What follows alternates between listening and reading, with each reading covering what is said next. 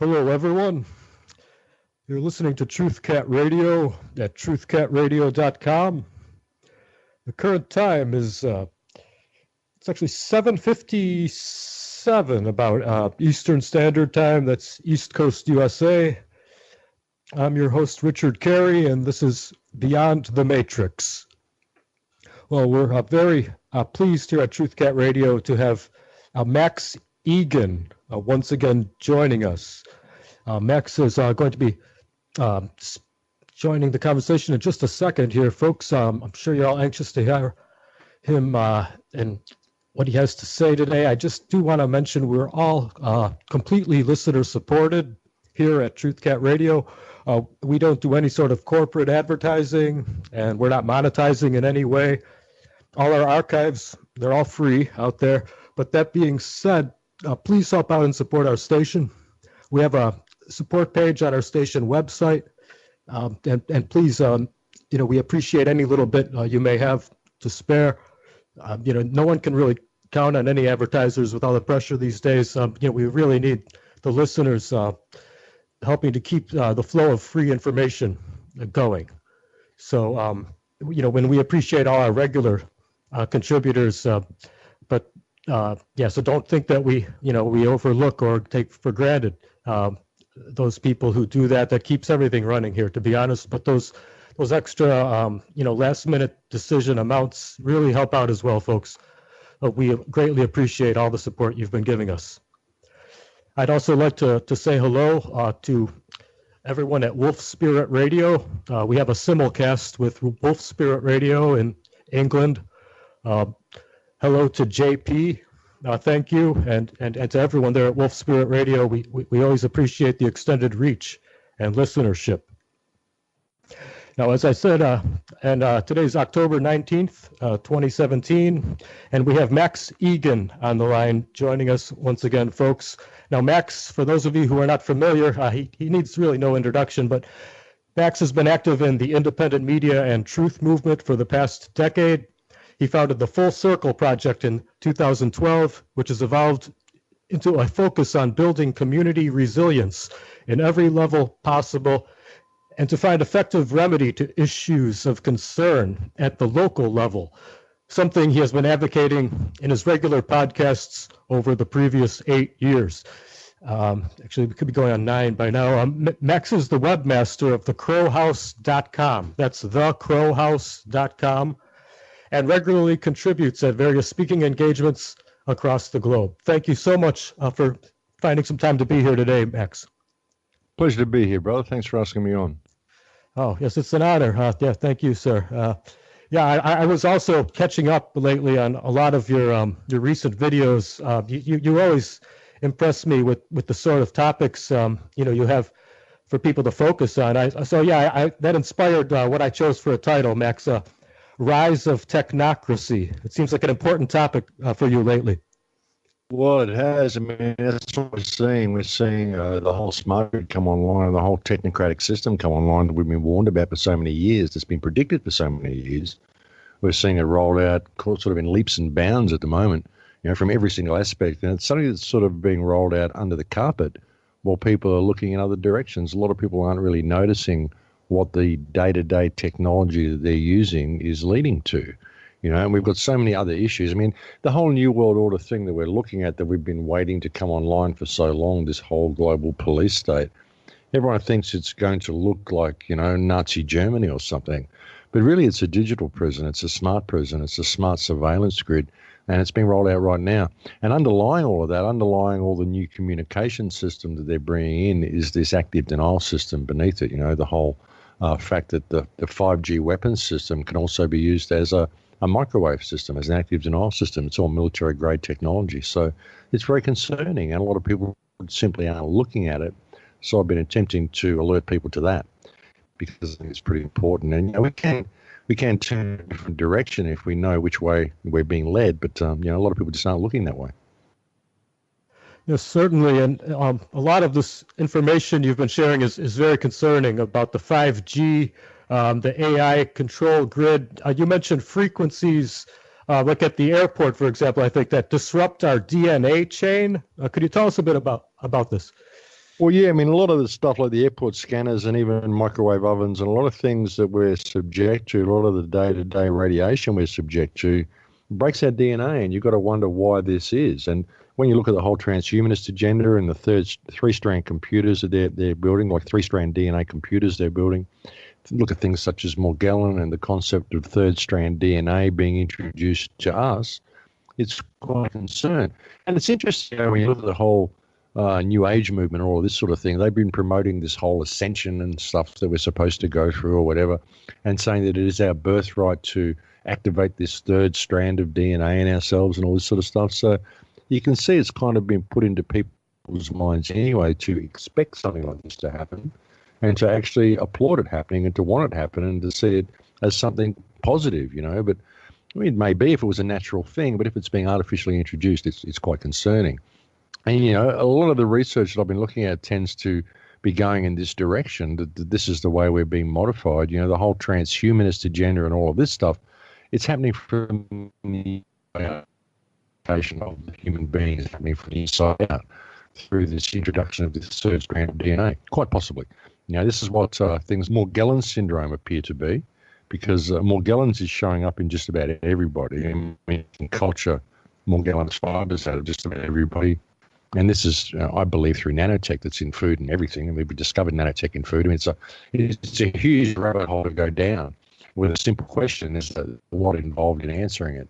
But the whole way the radiation and all the stuff that we're subject to that is designed to break our DNA seems to very much lend credence to the concept of us being led into this third strand transhumanist microwave system, And that seems to be where we're going. So, yeah, it's a concern. I mean, that's kind of very esoteric, though. I mean, it's people, even when you're talking about the 5G grid and the whole smart grid and everything that's coming online, and getting into topics such as third-strand DNA and quantum computing and the possibilities of this is a little bit beyond what most people could even comprehend, even beyond a lot of their imagination. So it's difficult to bring this to people.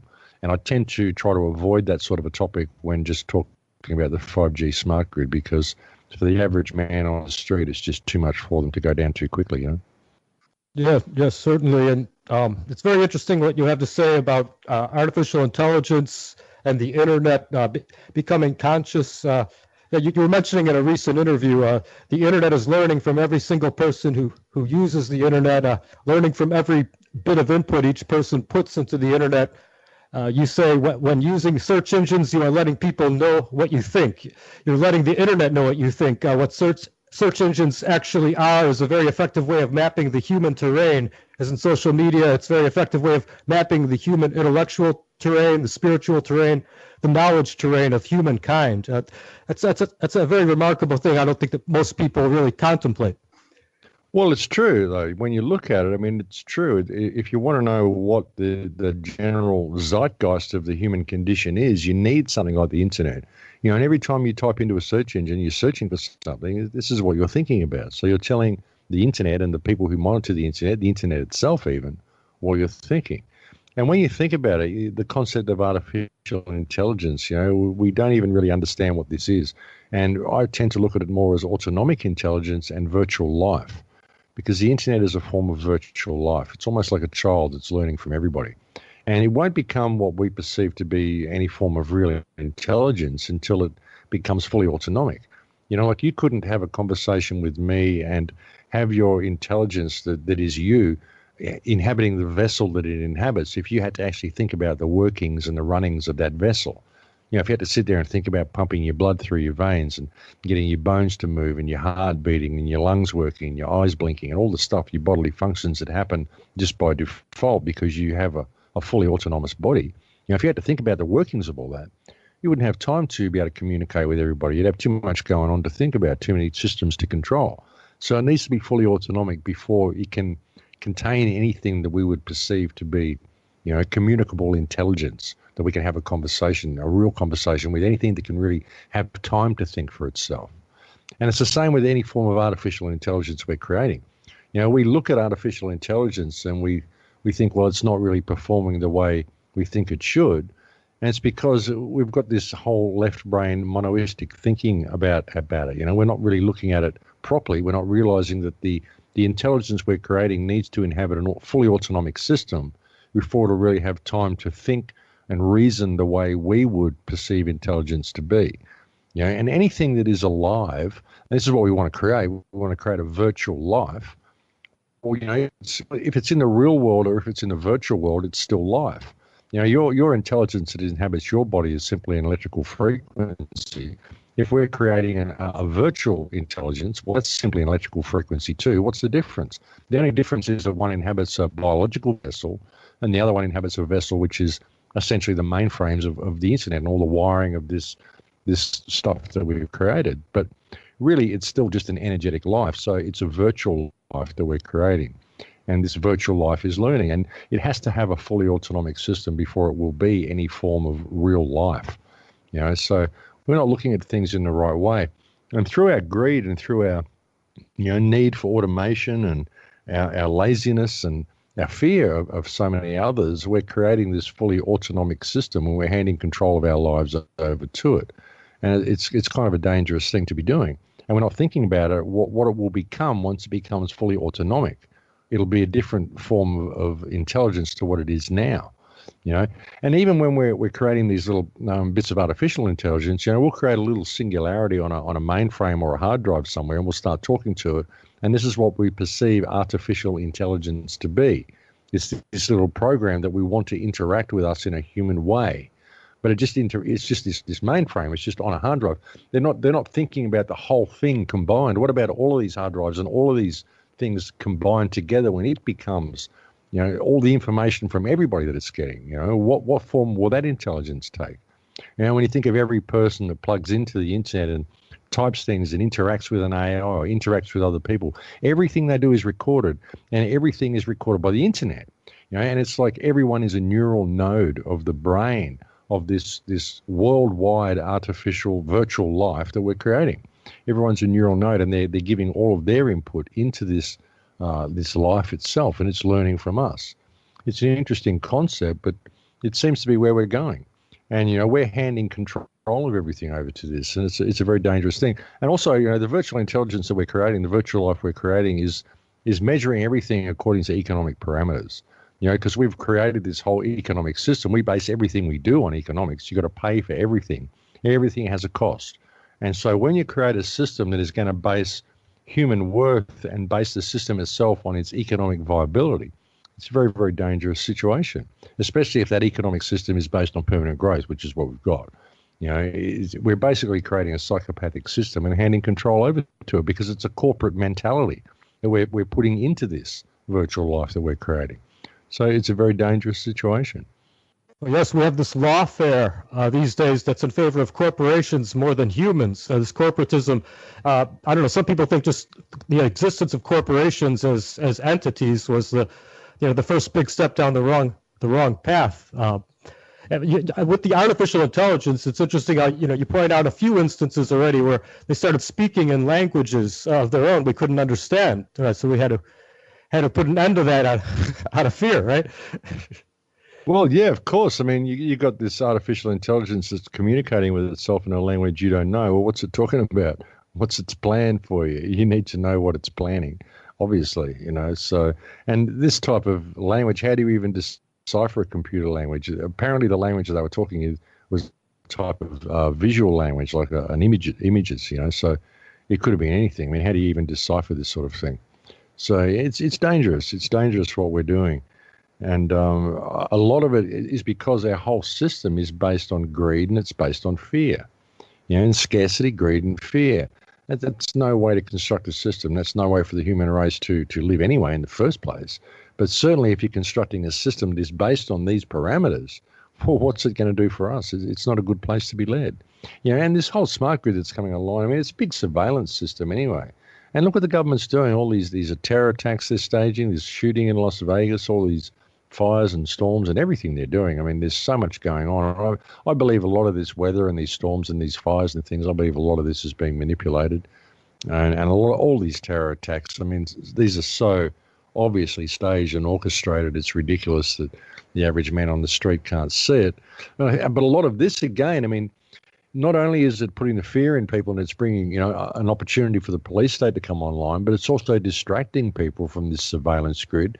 It's creating a need for the surveillance grid as well because of the fear of terrorism and all the fear that goes with it, So the whole thing's one big play. The human race is being played like a fiddle at the moment, and things are really snowballing. Like there's a real urgency in people paying attention to what's happening around them at the moment. Yes, I mean the amount of these incidents that seem to be engineered seem to be increasing. I mean, you've been at this a lot of years, Max, and in the last couple of years, haven't these seemingly like potentially engineered, staged events and incidents seem to be on the rise considerably? Oh, ridiculously! Like there's one almost every month or every other month now. It's absurd. You're just getting over one so-called terror event, and there's another one. There's a new one. And everyone gets out there and analyzes it and fights amongst each other about it. And no one really looks at the bigger picture about where's it all leading. They're all staged. It doesn't matter about the details. The details, the way they do these things and they make them so sloppy, and they'll stage a real event and they'll shoot people. Then they'll bring in crisis actors for interviews and all sorts of stuff. So nobody really knows what's going on. You can tell half these people are actors. So what really happened? So it creates this huge schism. So the independent media starts arguing back and forth about whether it was this, whether it was a hoax, whether it was a false flag, whether they were actors, whether they were victims, whether they were this. It's exactly what they want you to do, and you're not focusing on where it's going, where it's leading, what the event will bring about. As soon as this shooting in Las Vegas happened, someone went to into LA the other day. And there's a place in LA where a guy has a tree house up the front of his house. It's just sort of built in the middle of town there, and not council approved or anything, but it's just been there for years. And all the kids come around every year, and it's kind of a Christmas event for these schools to bring these busloads of kids around and have a look at this tree house with all the lights on it. He's just been contacted by the police or the council the other day saying he has to pull his tree house down because they can't have crowds gathering around areas like this because it's dangerous to have crowds and anything there in an elevated position because of the shooting in Las Vegas. So now he's got to pull his treehouse down, and you can't have crowds of kids looking at Christmas lights in LA because of the shooting in Las Vegas. And then within days, they want to bring in scanners and put them in hotels. So people have got to go through like airport scanner systems just to get into hotels. All this sort of stuff just being rolled out.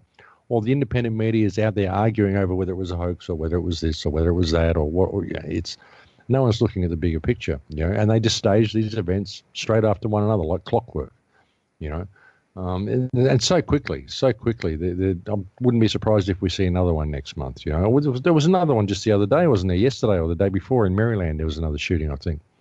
So, they're just rolling them out left, right, and centre. Now, a lot of it is about taking the guns from the American people, of course. That's why they're using automatic weapons for it. We've seen these incredibly staged events using cars as well as terrorist weapons lately because, of course, they want to bring in, kill switches for cars. They want to bring in smart vehicles so they can disable any vehicle, all this sort of stuff, just to keep you safe, of course. So you've got to turn every single everyday item that you can into a possible terrorist thing, terrorist weapon, so that the system gets control of everything. You've got to be able to monitor everybody and everything in case anybody's saying anything bad, and anybody who distrusts their government must be a terrorist and all this sort of stuff. There's a new law coming in Holland on January 1st, whereby the government will be able to monitor an entire city block if they suspect anybody in that city block of foul activity or doing anything wrong. They are able to turn on any smart device in the block and monitor anybody in the block, and they only need one smart meter on the block to be able to do that. That's how far these things will travel, how far the signal will travel. So this is coming in Holland in January 1st, so you can bet your bottom dollar it'll be coming in here soon as well. So this is the way they do it. The whole thing is contrived, and a lot of people aren't noticing all this. It's all happening under the surface while they're all worried about these terror events and look at all these staged fires and hurricanes and all this stuff that's happening. It's unbelievable. And the quicker the smart grid rolls out, the more we're going to see these catastrophic events and these terror attacks and all this stuff going on, because it all goes hand in hand with each other. It all leads to the same place. It all leads to the same agenda. Another thing they'll do with these fires in Santa Rosa is they'll probably start saying it's dangerous to live in these places because of these random fires. Look how dangerous they can be. You've got to move into town, reclaim this land for Agenda 21. All rezoning and all this sort of stuff. So it all plays into the same agenda always. I have a friend colleague I've had on here, Michael Rivero, and he's a newsman. He's done a really excellent video called "All Wars Are Bankers' Wars," and I think of the phrase you mentioned: scarcity, greed, and fear. And I don't know. I know a lot of the economic power is starting to shift toward China and Russia currently. It seems like with all these false flags events, Europe and America wants to be ready to hold on, if to their power if the public just gets fully disgusted. I mean, the economic system is when people get desperate. When that falls through, when people can't get their food, they can't get anything locally. They want to decentralize everything. Isn't that the plan? Well, yeah, to a degree. I mean, I don't think that we're going to see the money system crash in the way people have been predicting or think it's going to. I think a lot of that is a play. I think we'll see a shift to a new monetary system, probably something digital. I think that's very much on the cards. I think all the governments are working together. I don't think there's any enemies in this. I think people play the enemy. Like an example that I use is that remember back in the Reagan administration, when Ronald Reagan bombed Libya, there was an affair, I think it was called the Lavon affair, maybe something else, but I think it was the Lavon affair, where Israeli Mossad, they put a radio next to Gaddafi's headquarters and they started broadcasting terrorist propaganda or anti-Western propaganda, and it was seen as terrorist propaganda. And Reagan went in and bombed Libya, bombed Gaddafi's office and all that sort of stuff. It was actually a Mossad operation, blah, blah, blah. But they went in and they bombed this country for simply broadcasting anti-Western radio broadcasts and anti-Western propaganda. And yet here we have Iran, supposed to be the sworn enemy of the United States. They've got 2 TV stations in the United States, which are constantly broadcasting anti-Western rhetoric and anti-Western propaganda. They've got a television station in LA. They've got one in New York. You've got Russia with television stations in America and Britain. America's got television stations in Iran and in Russia and all these things. So if these countries are really our sworn enemies, why have we got TV stations? Not just radios broadcasting propaganda, the actual television stations broadcasting all the time in these countries. It's just who wants to play the enemy this time. Because the smart grid and all this whole stuff, the people in Iran, they're using the same tech. The people in Russia, they're using the same tech. It's all the same technology. It's all rolled out in all of the countries. There are no real enemies in this. They all work together. They all play together. 2 countries go to war, and what happens? They go and bomb all the people. If North Korea goes to war with America, what's going to happen? Is America going to go and bomb Kim Jong-un's palace? And is Kim Jong-un going to go and bomb the Pentagon? Of course not. They'll bomb all the people, and then they'll sit down and they'll work it out together the way they always do. Depopulation and fear and rhetoric and bring in new laws, and it's all part of the same thing. It's all theatre for the masses. If the leaders want to have a war, they should go and have a war together. There's no reason to involve anybody else. But they don't. They don't even bomb the capital. They bomb all the people. They bomb all the suburbs. It's ridiculous. People can't see how much of a play this is. Mm-hmm. And a lot of this is theatre. All of it is theatre. And all these terror events and all this stuff they're staging, it's all theatre. Yeah, it seems like there's a lot of social engineering with those events, and the political correctness seems like there's like social justice warrior totalitarianism these days as a social engineering weapon too. Oh, political correctness, man. Political correctness is a form of tyranny. People just aren't allowed to say what they feel anymore. It's gotten to a ridiculous degree in some places as well. Like here in California, you virtually can't say anything. In Canada, I think some senator has legislated that you can't be gender specific anymore. You can't call someone a little boy or a little girl or Mr. or Miss. There's all these different 12 steps in between or something. Well, no, there isn't actually. You're either a male or a female. End of story.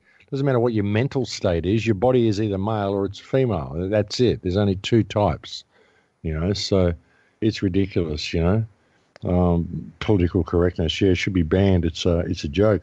Now, how do you make a law against offending somebody? I find the very law offensive. So how does this work? I'm offended by your offence legislation. So where are we going with this? It seems like a stalemate here. Yes, I apologize. I didn't mean to cut you off. Yeah, you were mentioning, I guess, more of the engineered events. Just what they're really trying to accomplish with the social engineering there, with all these false flags and everything. Well, yeah, they are, and so much of it is theatre and so much of it is engineered, and so much is wrong with so many of them. And there's so much wrong with this whole Las Vegas thing. It's incredible, like so many people, and it's really polarized, the independent media. I don't know whether you've noticed, but there's a whole camp of people saying it was a hoax, and there's a whole camp of people saying, well, it was a false flag, but it wasn't a hoax. People died, and I mean, it's either way, it was a false flag because it's very doubtful it was this Stephen Paddock that did this. And but there's so much wrong with what we're seeing. But I've got reports from credible people who I know very well, who's like their parents were there. And one guy, his brother was there. Another guy, his best friend was there. And, they saw people that were shot. One guy, his brother's girlfriend got a bullet in the leg.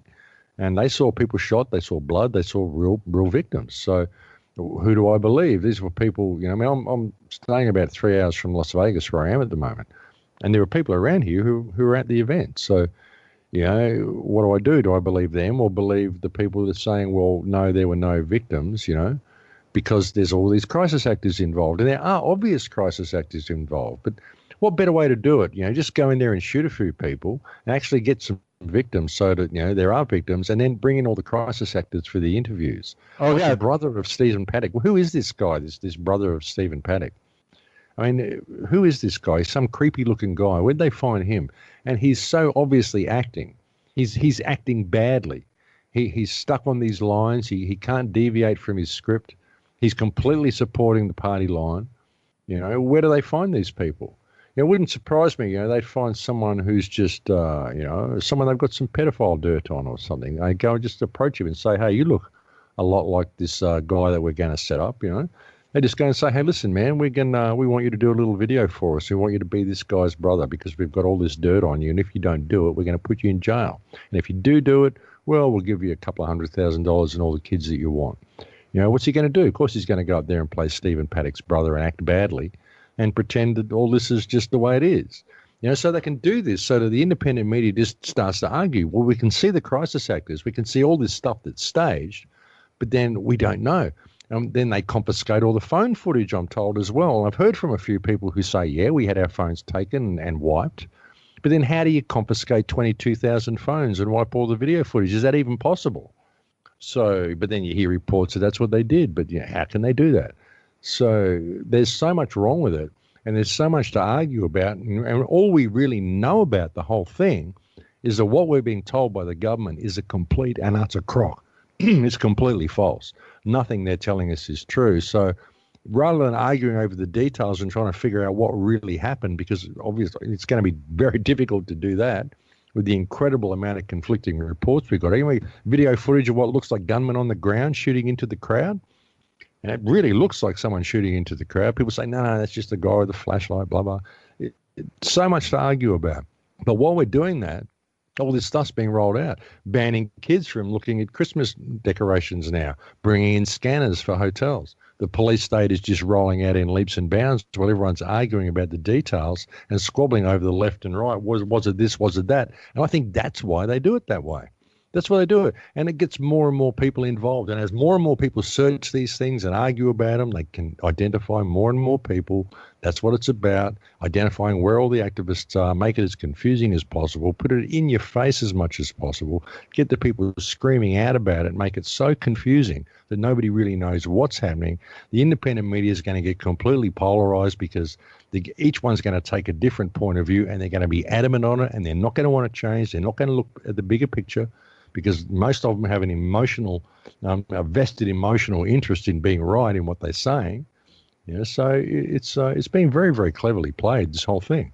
Oh, it's all leading towards the same agenda. It's all leading towards the same thing. And people have got to stop squabbling about these details and realize that it's about the bigger agenda. That's what we've got to be looking at here. Yeah, the Vegas is a perfect example of what they call it the Hegelian dialectic, right? A problem, reaction, solution. Oh, absolutely. Absolutely is, but there's so much wrong with it, and it's been so set up to be argued about, and that is so obvious. That's why they brought these crisis actors in. I don't know whether you saw the two girls. There was one girl who was supposed to be shot in the leg, and her twin sister was shot in the the shoulder and the lung. And she's sitting in bed. They're doing a little shimmy, a little dance with their arms, and they're lifting their arms up and clapping their hands. And this woman's supposed to have a bullet in the shoulder and the lung, for God's sake. There's no way she has. Right. So crisis actors, of course. But does that mean that there weren't people shot? No, of course not. You just bring these crisis actors in to create this confusion. And look what it does. It's a perfect plan, and it works perfectly every time. And it's got the entire independent media at loggerheads at each other. And the fact is that all these people that are arguing about it, none of them were there. None of them were there to actually see. All they've got is really bad phone footage and grainy stuff, and there's never good footage. There's never anything. So why is there no phone footage? I mean, there's 22,000 people there. You can guarantee that 21,000 of them must have had a phone in their hand. Why is there no phone footage? There should be more. There should be more video footage of just anything. So this leads credence to the concept that perhaps they did confiscate everybody's phone footage. But then how would they do that? How would they confiscate that much phone footage from that amount of people? It's a freaky thing, So who knows what really happened and whether we'll get to the bottom of it. But I'm not taking sides and saying, there were victims or there weren't, or, I know it was a false flag. Absolutely it was a false flag. All the evidence completely debunks the official narrative. That much we do know. But was it a hoax? Were there victims? Well, I don't know. I wasn't there. The reports that I'm hearing from people who I know and trust say, well, yeah, we saw victims. We saw people on the ground. We stepped over people.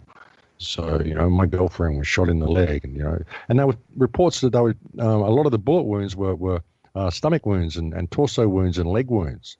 So how is this happening from someone shooting above in a building? This lends credence to the concept that there were shooters on the ground shooting into the crowd at stomach height, like that video of that, what appears to be a police officer coming into screen on left and simply firing into the crowd, ducking down and firing into the crowd. And arguments whether this was a flashlight or whatever. I don't know. It really looks a lot like a shooter, And so, we're just going to see more and more draconian laws come into effect. I don't know. We're seeing a lot of events in Europe set further precedents for this increased security and surveillance you speak of. Definitely the problem, reaction, solution at work. You mentioned the global surveillance grid a lot lately as well. You were mentioning these versions of software. It seems like they're designed to, I don't know, it's probably unknown to most people, but you mentioned, the Promised software and then the Palantir software that replaced it. Yeah, well, the Promise software was software that was used to stage the 9/11 attacks. This is what was used to put backdoors in all the computer systems so they could put blips on the screens and manage the radars and all that sort of stuff. And Palantir is the surveillance software they're using now, which is everything Snowden talked about, the NSA tracking and all this sort of stuff. It's all processed by the Palantir software. This is all by Israel. And Palantir is just taken from the Lord of the Rings. They're all seeing they're all seeing balls that you could look in and see everybody, communicate with everything and everybody through this ball.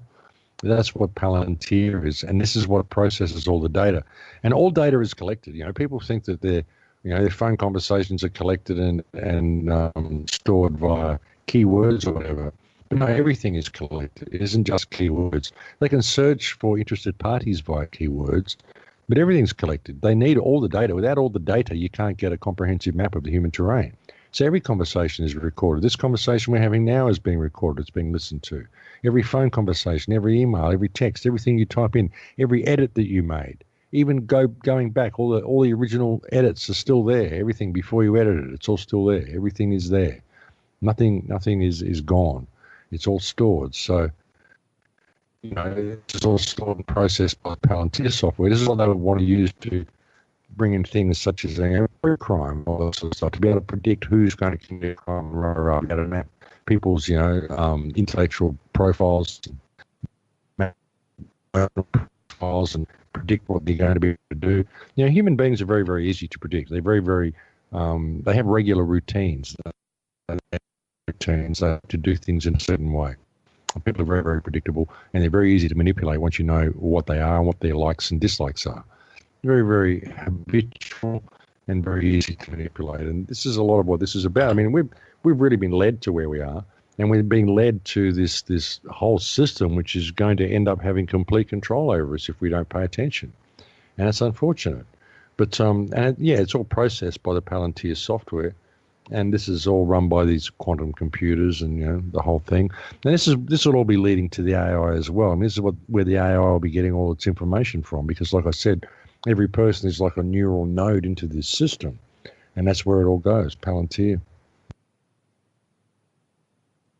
Well, you mentioned local resistance to this corporatism and all this smart technology. I suppose just trying to use as little of it as possible. Because the smart technology you mentioned, it's not for our convenience. It's definitely working against us, right? Well, it is. It's working against us. And, we've got a problem with the money system, the fiat money system. It's not a good system. We don't want to be using it. But at the moment, using cash is one of the best choices we've got to slow the system down, because it's this digital smart system that is coming online. And in that system, it doesn't matter what form the currency takes as long as it's digital. So just boycotting digital supermarkets and digital automated machines. When you got to go and get on a train or something, go to the ticket office and buy a ticket rather than use the machine. And don't pay for it with a card, pay for it with cash. When you go to the supermarket, pay for things with cash. Don't use the automated tellers, don't use the automated machines. Just let the aisles sit there empty and queue up at the checkout lady. It's a lot better to do it. It may be a little bit inconvenient for you at the moment, but it's going to be far more inconvenient when you're locked into this digital system and you don't have a choice of doing anything but that. It's because people support it. They make things so inconvenient for you so that you'll support this digital rollout. Another example I use is when I arrived in Houston a few months ago. We arrived at Houston Airport. It was like 5 o'clock in the afternoon. 4 airlines arrived, 120 people or 1,200 people or something, waiting to get through customs. And there's 16 custom counters, and only 2 of them were open. We had to wait 2.5 hours to get our passports stamped. That's how long it took to get through. And over on the left-hand side, they were building all the new retinal scanners and all the stuff that they're going to use to be able to take the smart passports through. So they can show you the convenience that they're bringing in for you. But it's only because they make it so inconvenient to begin with that you even want that.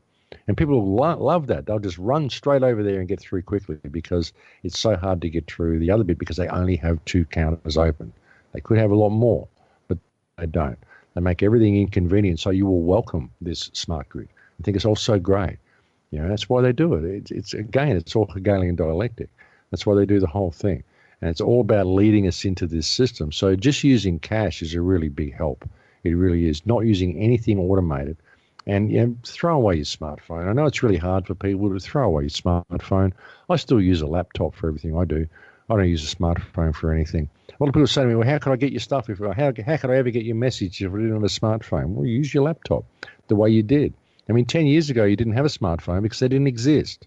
Remember what you did then? You didn't need a smartphone then. Why do you need one now?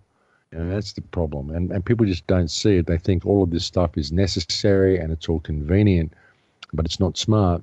It's taking our skills from us and it's leading us into this digital control grid. And people say, well, gee, I can see it, but there's just nothing I can do about it now.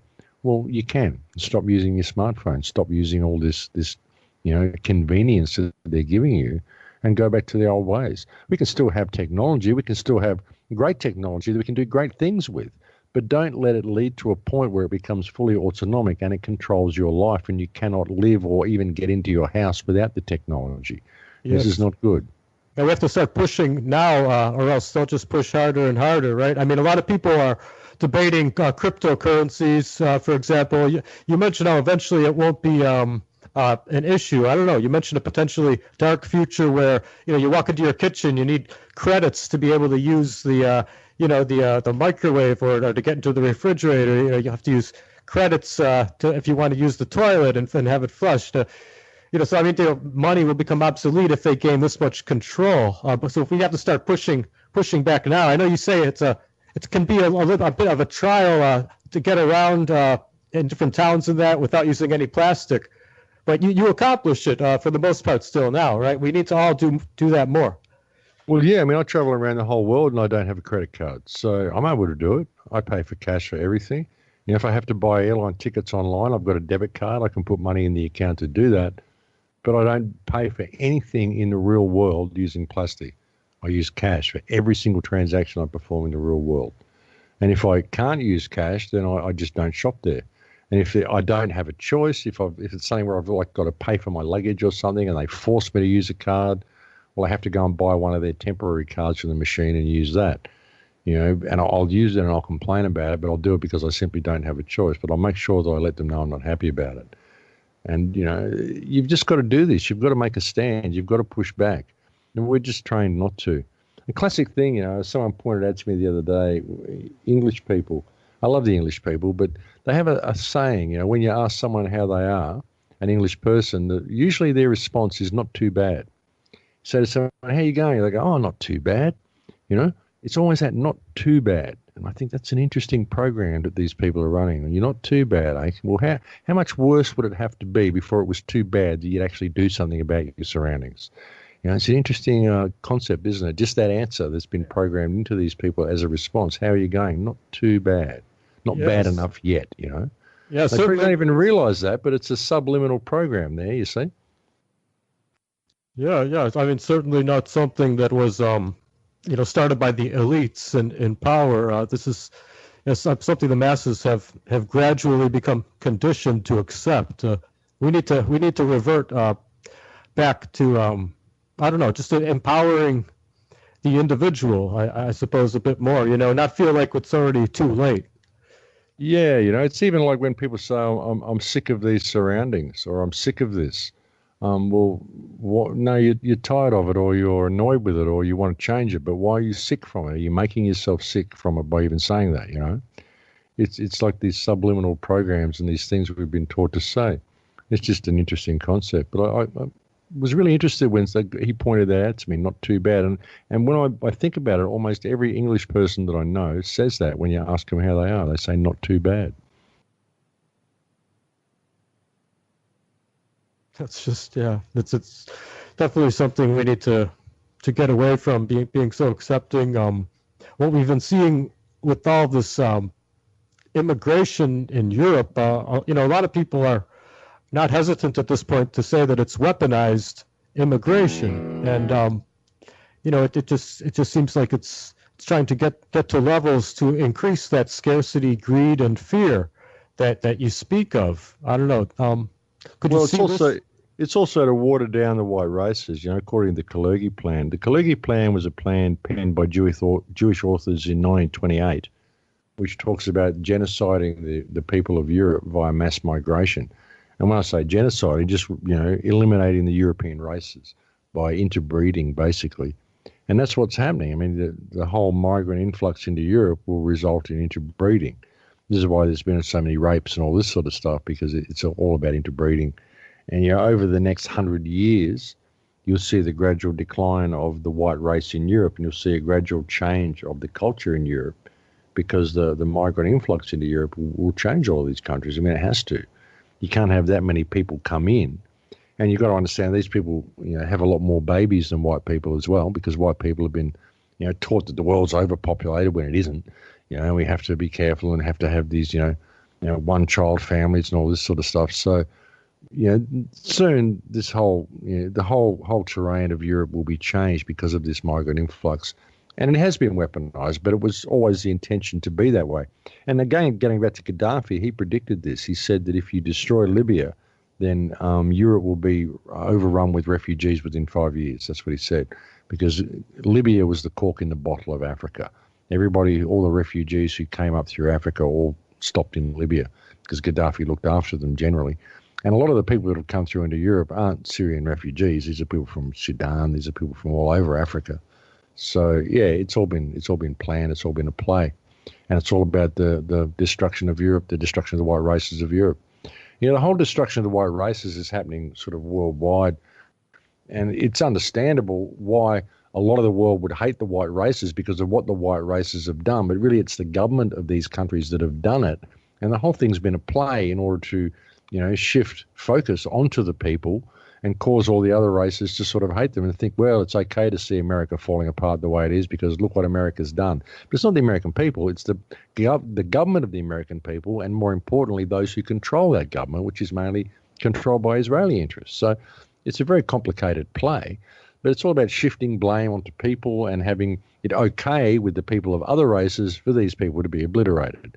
The way the white people thought for a long time, it's okay to obliterate all the Arabs because they're all terrorists who blew up the Twin Towers. Now all the rest of the world are thinking, well, it's okay to obliterate America because look what they've done with the war on terror. They've gone and had all these wars around the world, blah, blah, blah. So it just shifts blame, and it gets different peoples focused against different other peoples, rather than realizing that all these governments are all colluding together. There are no real enemies, and the whole thing's a big puppet show to reduce the population and bring about this control grid. And it's been very effective. Yeah, no, I mean, on different levels, people can get confused about different countries being on different sides. Like right now we have, Syria, Russia, Iran, who seem to all be on one side. We have, countries like England, U.S., and Israel who seem to be on another side. There are definitely, though, a lot of motives for the U.S., combined motives of the U.S. empire and Israel, who are clearly both backing ISIS.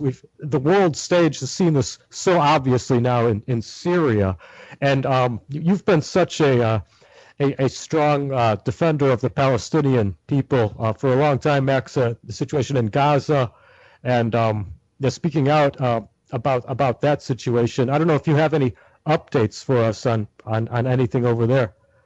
Oh, look, it's a chaos. It's chaos the way it always has been and still is. But even when you look at ISIS and all that, I mean, like you say, we know who's funding ISIS. We know the West is doing it. And we hear rhetoric from Russia and all this sort of stuff. But why don't they just call it as well? They're not calling it. Nobody calls it.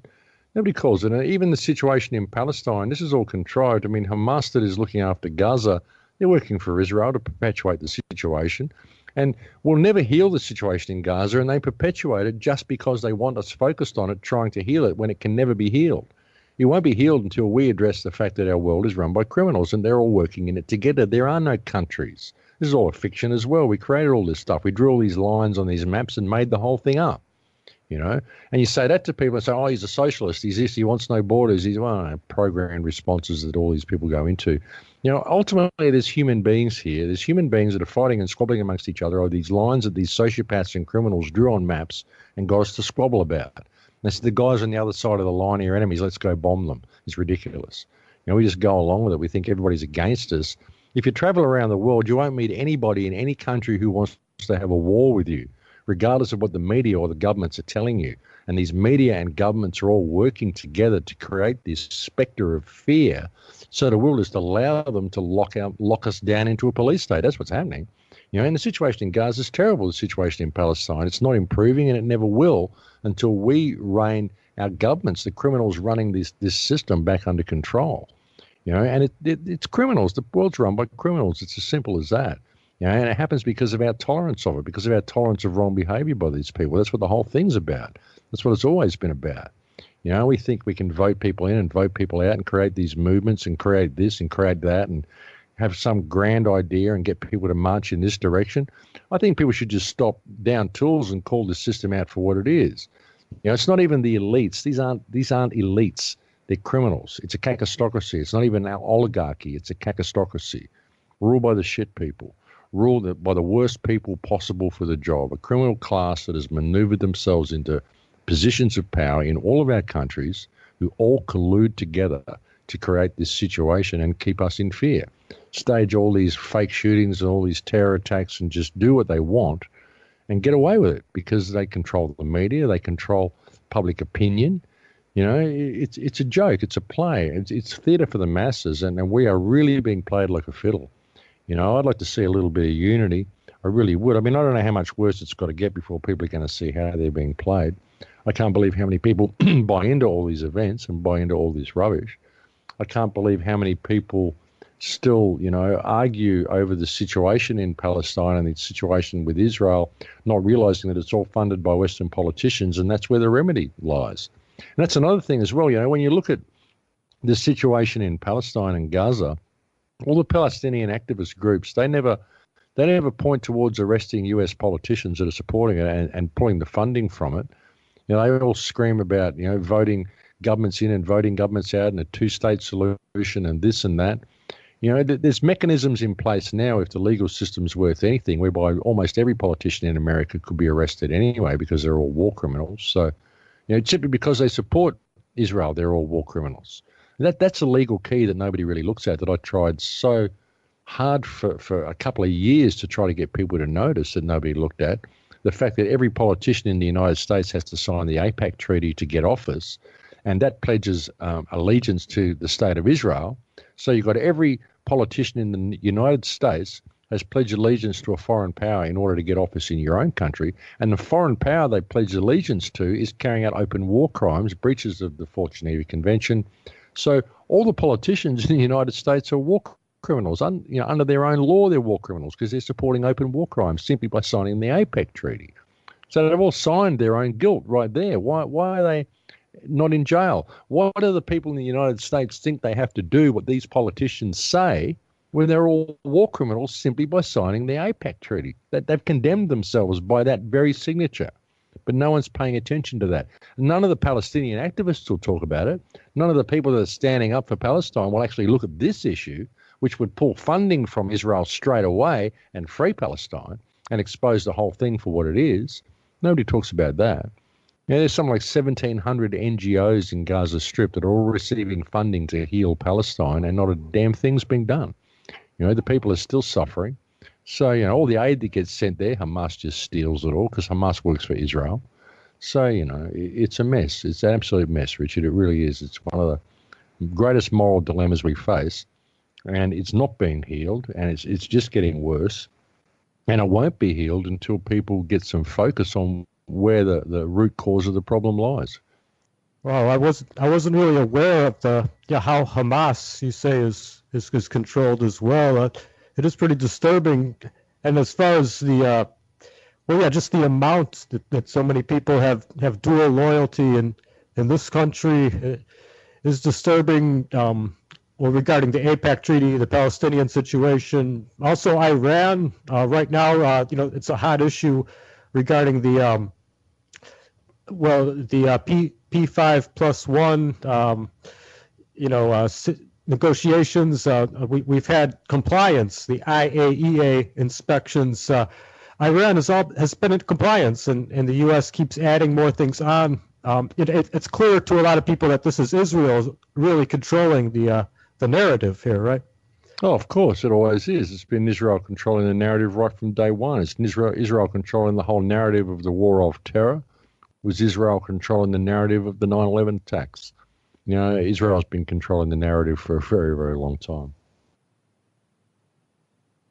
And then we have all these laws.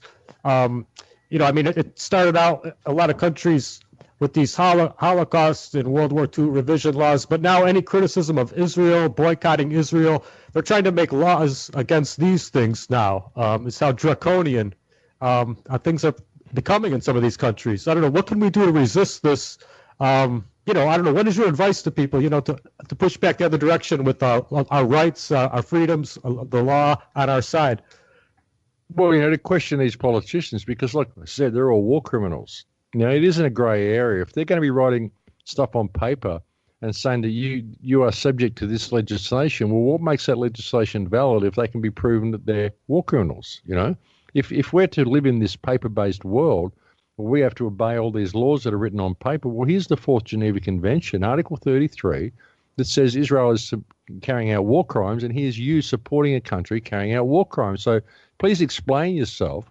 Explain who you are and how you believe you have the ability to inflict yourself upon us when you are guilty of crimes under your own law.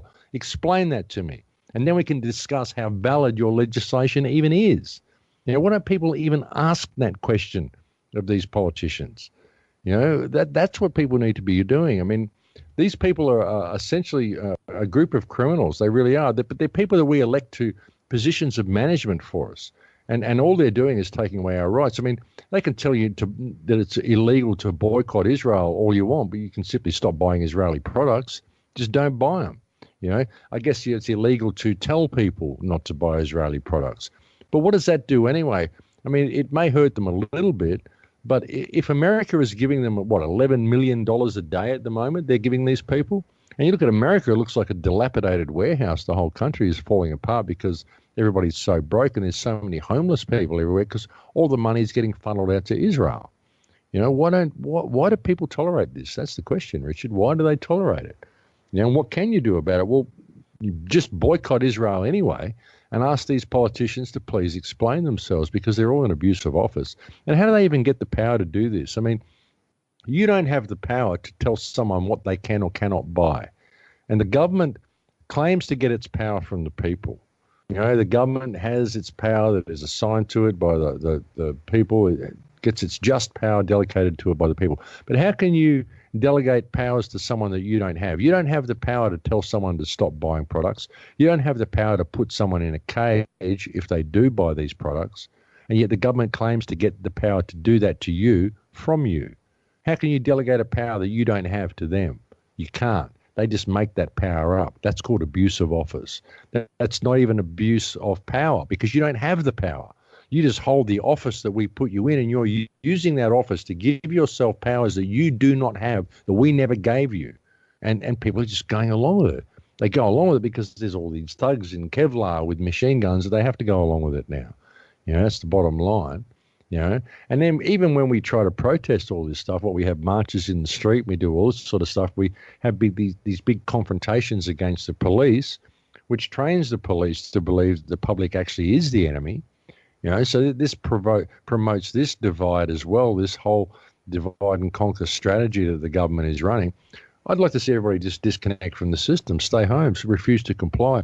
I'd be promoting a day of non-compliance on the 15th of every month where nobody spends any money. Just for one day. Imagine what that would do. Imagine if the whole world didn't pull out a credit card and didn't spend 1 cent for 24 hours. It would send a shockwave around the planet. Wall Street would crash and burn. It would be incredible. And it would maybe inspire people to want to do it for more than one day. You know, but it would be amazing if we just did that. Just stay home. What are they going to do if you disconnect and stay home and spend the day with your family? What are they going to do? I'm required by law to go and spend money? No, I'm not. You know, what are they going to do? Nothing. Yeah, certainly. Another thing I could think of in the future, if we could encourage people to start developing their own software, you know, maybe we could have more peer-to-peer, software for social media and for internet interacting to take the control away from these centralized tyrannies. We actually have a second hour. We do like a 5-minute break here. So I hope you can stick around for the second hour, Max. If you just want to put your mic on mute, do whatever you need to for about 5 minutes here. Not a problem. Thank you. And everyone, you're listening to Beyond the Matrix with Richard Kary on TruthCat Radio. We have Max Igan with us tonight. He's going to be joining us for hour number 2. After that, stick around for the Stephen D. Kelly Show. Please help out and support the station with whatever you can. We do completely depend on your contributions as listeners. So please go to our support page and do whatever you can, this month, this season to help keep us here. And I'd like to say hello to everyone at Wolf Spirit Radio once again. Thank you to JP. And we appreciate all of the extended listenership through our simulcast to Wolf Spirit Radio over in the UK. Well, Stephen, our manager, is going to be having the Stephen D. Kelly Show coming up in just a little while, about the next hour. After the second hour with Max Igan here. So stick around for that as well. Sure, will be interesting. Stephen, are you here with us? Yeah, hang on. I just had to press that button, Sounds good. All right. Anyway, okay. Thank you so much, everybody, for tuning in. And again, of course, this is TruthCat Radio, www.truthcatradio.com. I believe this is Max's second visit with us. Is it? Pretty sure, huh? He's been. Well, obviously, he's hooked up to me on Skype, so he must be. Yeah. Anyway. Yeah. Very happy for that. Okay, immediately in about an hour, roughly, we're going to have the Stephen D. Kelly Show. I hope you'll join me for that. And I'm actually going to be filming it. Well, not filming it. It's this old-fashioned thing. Videotaping it for the digitally videotaping it for the YouTube. So that's something new we're playing around with here at Truth Cat Radio. Anyway, we do want to remind everybody, of course, that we are 100% listener support, and it doesn't take a ton of money to run this stuff, but it does take a little bit of money every month, so we got to ask you constantly. So those of you that do help out, thank you so much, but we would really love it if more people would, and as more people start listening, you know, you guys once in a while, if you guys could drop $1 or $2, or Deutschmark, perhaps, Crown, shekel, it's all good. PayPal address is stephenkelly714@gmail.com. And that information, of course, is available on our main page at w.truthcatradio.com. We have a chat room that's available. It's open right now. Go in there, register a screen name, and say hello. And if you'd like to call in and say hi to Max or talk to Richard, you can call in right now. The phone lines are open, and the phone is 714-598-3125. That's area code 714-598-3125. If you need to join us via Skype, send me a contact request to Stephen.D.Kelly and say that you want to join the show so we can connect you right away. And beyond that, also, I just want to remind you, if you're looking at this on YouTube, listening to us on YouTube, please give us a thumbs up and a nice comment and share it with your friends on Facebook. And if you are on Facebook, please join the Truth Cat Radio Facebook page, all the various Truth Cat Radio Facebook pages, but for sure the main one, because that helps us gain our listeners. So if you join that one, please help us out by sharing our advertising and spreading the word, getting more people to tune in. We would really appreciate that. And so with that, I'm going to go ahead. Oh, but before I let you go, all these things that you're hearing them talk about, if you want to end it, you want to just strike back at the New World Order, especially if you're living in the United States, sign the petition that I've got asking the White House to compel the FBI to complete the investigation into the 100,000 child sex slaves under the Getty Center in L.A. And if we can actually pry that open, we can strike a death blow to the New World Order and end this stuff once and for all. So all I'm asking for is a signature. Think about it. And with that, I'm going to turn it back over to Richard. And Stephen. This is Truth Cat. What? Yeah. Oh, no, Stephen, before you leave, perhaps you had a couple of things to mention to Max, Well, I mean, I'm listening to everything. I'm listening. I'm not disagreeing with anything. It's all right on. Well, I just wondered if you had anything to ask his opinion on. The main thing is right now is we're in a war. We all see these things going on, and that's why I did this petition thing, because it's like he said, all these false flags and fake man-made catastrophes and weather calamities and what have you. We can end this if we can strike at the heart of the enemy. And my best way to do that, of course, is to stab them in the heart, which is under the Getty, and go into their undergrounds. And that's the best way to kill them, is to gain access to their undergrounds. And this is the one way we can do it. And if we can do it, we can root these bastards out. And, they know that. They know that this is, if you want to kill the vampire, you got to put the stake through the heart. And I know where the heart is. I know where to apply the stake, okay? I'm just trying to get enough people to help me apply some pressure to the stake. They already know that this is how they go down. They're just waiting for it to happen. So people step up and help me out here. Mm-hmm. You have nothing to lose. Just sign the damn petition. From what I know, Max, I believe, is still in the L.A. area. He had been there the last couple of months. I don't know. Maybe you guys would be able to, meet up or something before he leaves. That would be a lot of fun. What do you, Max? What are you doing in L.A.? I'm just on my way to some workshops in Hawaii. Actually, I actually just got back here last weekend from Holland. I've been in Holland for the last 5 weeks. Well, where exactly are you in L.A. right now? Yeah, you two should get together. Maybe. I'm out in the hills. The Hilton by the airport. No, I'm out in the hills. Not at the Hilton. Definitely not at the Hilton. I'm staying at a friend's place out in the hills, way out in the country, out near the back of Acton.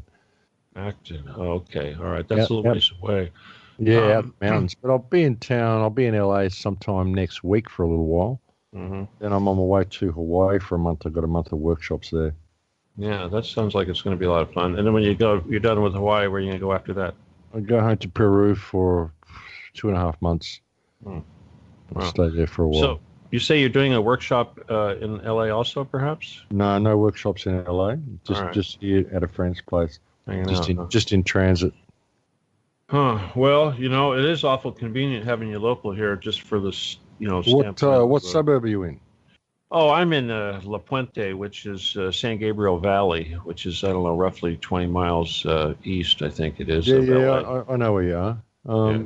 Yeah, you never know. There's a good chance when I get into town next week, I've got a lovely friend in LA who's an Uber driver. Well, she's a Lyft driver. Oh, yeah. And she said she'll be my driver wherever I need. Wow. Well, we could have lunch or something. In fact, if you want, we could even, who knows, we could do a little show together. Obviously, let me tell you, Max, I'll tell you something.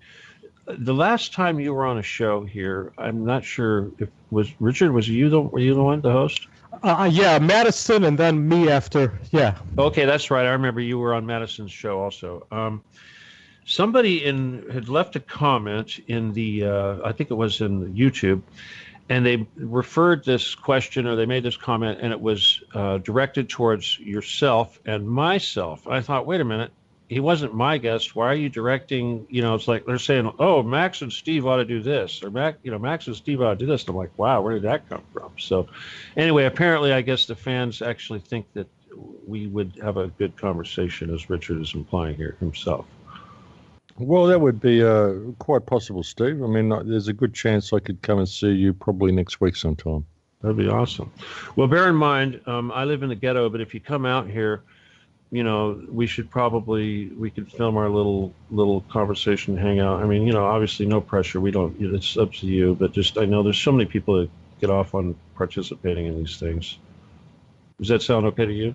Yeah, absolutely. Not a problem. You put Awesome. whatever you want together and we can come and make a couple of hours. Well, I'll tell you what, I'm going to type in a phone number here in chat, and you write, or the message box here, and you just write it down there. When you're in LA and you have a moment, give me a little bit of heads up before you're able to run in this direction, and we'll put something together real quick. Not a problem, brother. For awesome. Sure. All right. Well, listen, did I do a good enough break here? I'm pretty sure I'm done. Oh, yeah, that's right. I was trying to get everybody to sign my petition. All right. Well, Max, just in a nutshell, real quick, before I leave you guys alone, I'm doing my best to leave you guys alone. Obviously, my big thing, of course, is this bunker underneath the Getty, which I firmly believe if we can get enough public scrutiny into this one particular location, we can crack open the whole New World Order system, because it depends on the secrecy of this bunker system. And I've had this intimate, dealings with these people, and, they really feel that this is going to be their demise, and I suspect that it will be too. But this latest effort, since I've actually reported it to the FBI and filed a report, not being able to get any satisfaction from the FBI, of course, I've now filed this White House petition to get the White House to compel the FBI to continue, release, declassify this investigation. Now, obviously, that's obviously that's the odds of that happening are incredibly slim. But the point is that if you can get if you get any amount of signatures whatsoever, it's going to be in the front of the public, and the media will have to see it. And just the fact that I'm able to put the words 100,000 sex slaves underneath the Getty in LA out there in the public is a major victory. And I believe it's contributing a lot to the crumbling that we see going on right now with the Harvey Weinsteins and the WikiLeaks and the Clintons and everything else. So okay. That's what that's my thing now, is I've got about 15 days left to push this petition. And so I'm making it a priority. Obviously, I'm not trying to push it on you. I'm just explaining to you why I was kind of pushing that on you guys right now. Because it's like everything we talk about, when people say, this is wrong, this is wrong, this is wrong, I say, great, here's the solution. Sign this petition. We get our world, we have paradise on earth if you sign this petition. What could be easier? Fair enough. I believe that. Well, I hope you two gentlemen are able to get together. While still both in LA, that would be great. All right. Well, thank you, Richard. I'm going to go ahead and turn it back over to you so I can relax a little bit before I do my show. But anyway, thanks again, Max, and I'll go ahead and type in that phone number, and I look forward to talking to you when you're back in town. No problem. Awesome. Yes, on the topic of the pedophilia, Max, it is an important topic. I always am wary that it's something that'll never get fully investigated. There's so much money, I'm sure, in the underground market for this sort of thing. I think a lot of people are wary. It's like a distraction for a lot of people when you hear people bring up the pedophilia, the Satanist cults, this and that. I don't know, but it is something that needs to be dealt with. Yeah, I don't know. I don't know. It's hard to say. Like you say, you don't want to be too distracted nitpicking over anything. We really want change, but it's hard to know what to focus on sometimes, isn't it? Well, it is. I mean, it's an important issue. The pedophilia. It's good to know that it's there. I mean, that's probably sounded wrong. I mean, it's you need to be aware of it. It's good to be aware of it because this is what controls everybody in the system. Basically, everybody that you're dealing with in the system is compromised through pedophilia. That's how they control everybody. That's why we never see any result when we're trying to deal with it, because even when you locate the main players, you try to get them prosecuted, you find that the judges are compromised and the police officers are compromised. Everybody's compromised. Anybody who's in any position of power is already compromised, otherwise they wouldn't be in that position. That's the way it goes. If it's any real position of any real power, they're all compromised, every single one of them. Through brownstone operations mainly is how they get them. Everybody is sexually compromised. Pedophilia is the glue that holds the deep state, if that's what you want to call it, together.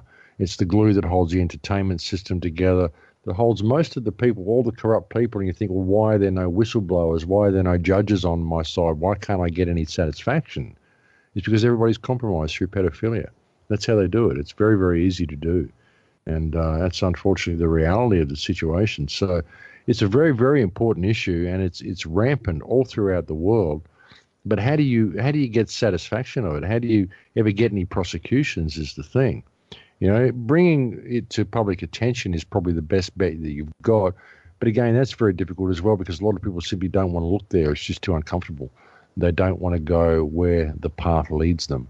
Because when you start going down that path and start really looking into it, you get some really, really incredibly dark information. You're kind of attracting that energy to yourself. It's not where you want to be. It's soul destroying, even looking at some of that stuff. And so it's a really, really difficult topic to breach. Yes, certainly.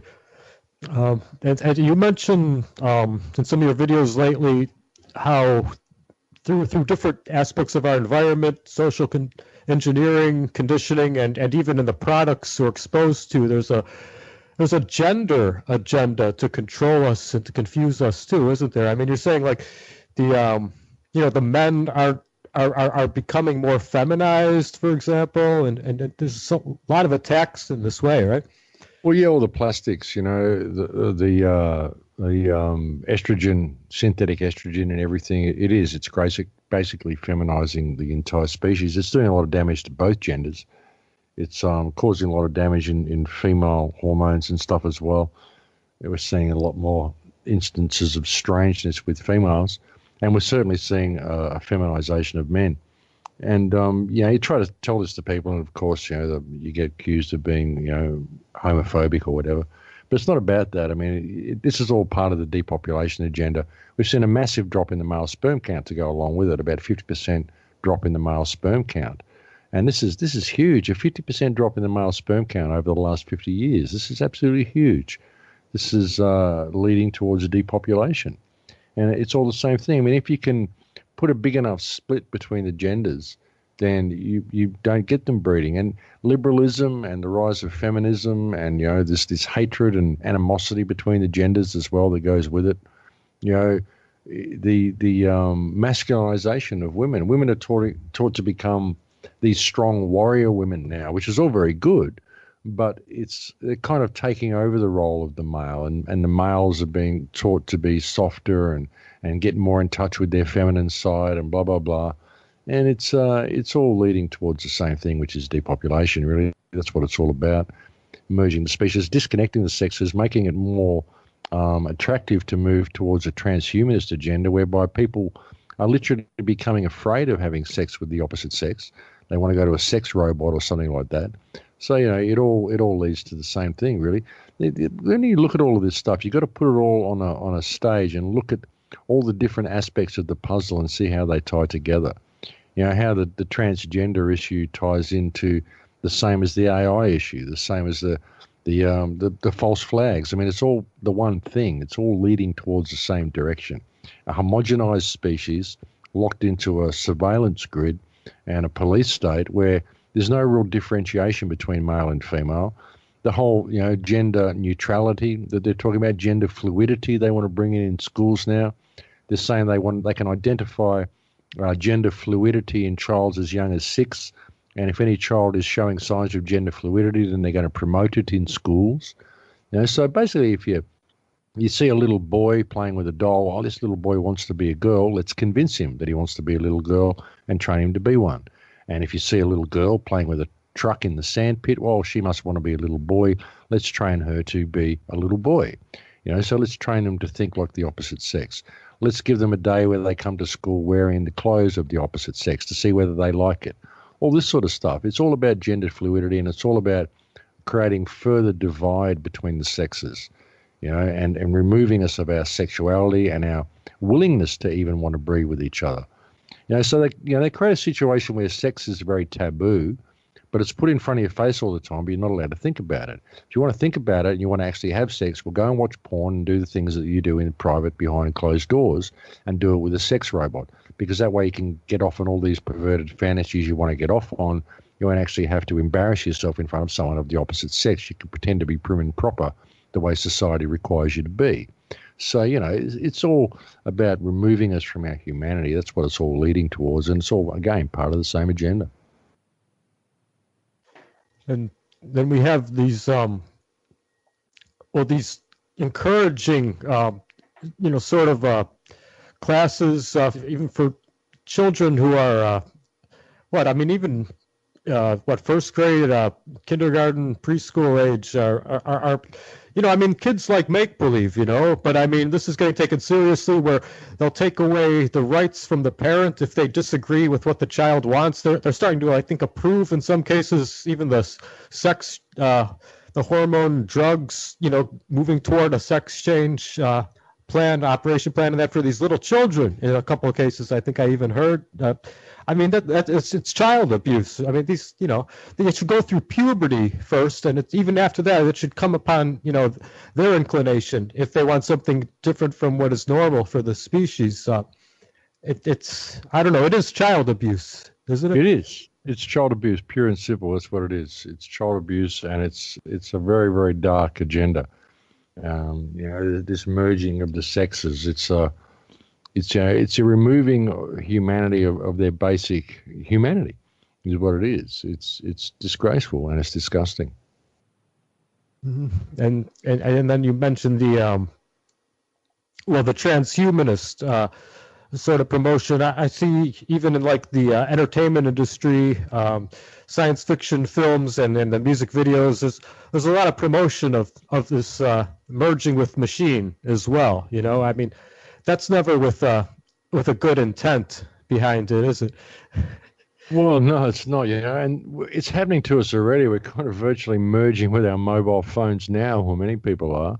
But the whole merging with machine concept of hooking up to this hive mind, it's promoted as something really good and really beneficial. This genetic modification, this enhancement. But what does it really lead? If you're just a worker race, where does it lead to? Where does it get to a point where your social status depends on how much you can afford to be enhanced and all this sort of stuff? So, it just further creates a divide, and it further leads you into a transhumanist, controlled reality. What about a reality where you don't have the ability to die? You're just stuck into this world and you can't leave. You're stuck into this economic system and stuck there producing for the system all the time. It'd be horrible. It'd be a horrible place to be. But that's where we've been led, But people also, they think that it's going to be like add-ons like the Borg or something, eye patches and little things we add on to ourselves. They're not seeing that it's actually been done from the inside out. And we're being genetically enhanced from the inside out without our knowledge.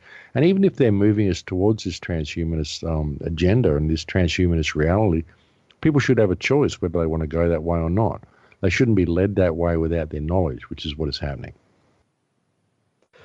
Oh, and yes, when you mentioned from the being changed from the inside out into cyborgs, it makes me think of how you mentioned Morgellons earlier.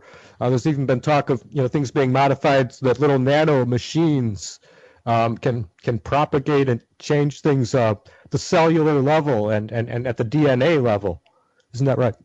Yeah, yeah. Well, they can. I mean, they've done these experiments in rats where they've been able to do that quite openly. They've spoken about it on MIT website, where they've put nanotechnology in rats, and they've been able to switch the genes on and off in the rats using radio waves applied to the nanotech.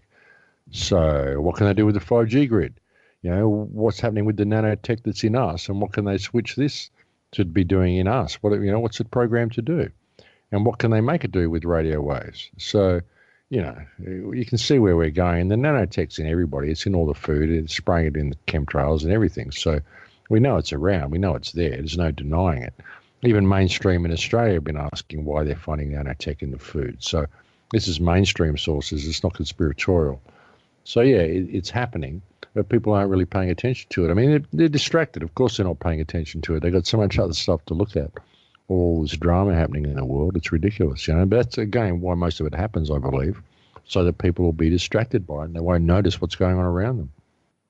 So one person who's done a lot of research into geoengineering, bioengineering, and especially the Morgellons, have you heard of Clifford Carnicom?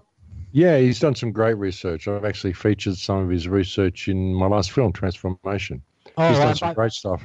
I was on his radio show a few years ago, but I haven't. I've lost contact with him. I'd like to actually speak to him again, so maybe you can hook us up. Yeah. If I could, definitely. I'll tell him you want to speak to him again. Thank you.